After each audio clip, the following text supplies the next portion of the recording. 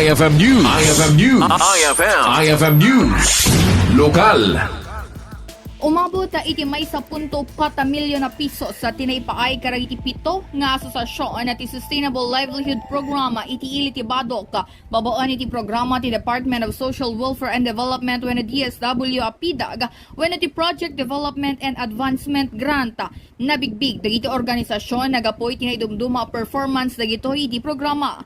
Karaman dito iti matatagan ng mga ngalakal SLPA iti Barangay Mabusag Norte ang nakaawat iti 2,000,000 pisos sa FAB Collab SLPA iti Barangay Alugoog, La Virgen Sibris SLPA iti Barangay La Virgen Milagrosa, Balbaldas SLPA iti Barangay Balbaldas, Milagrosa Livestock Racers La Virgen when iti La Virgen Milagrosa, Duras Barikir iti Barangay Pagsanahan na Norte, Naranyaga ken Narangay SLPA iti Barangay Pagsanahan Norte. Dagiti pito nga asosasyon na katagpapada na kaawat iti 2,000,000 pisos.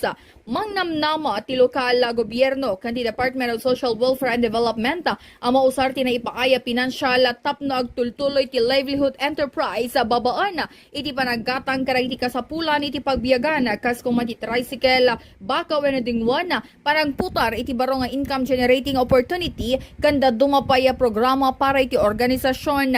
Nagyaman mo't ni Mayor Virgilio Kalahate iti Department of Social Welfare and Development iti agtultuloy suporta nga ipapaayda iti Badoc kang ronaan karagiti SLPA when iti Sustainable Livelihood Program Association. Para iti IFM News, Idol Bernadette Toledo, Tatak, IFM. IFM News. IFM News. IFM News. Lokal.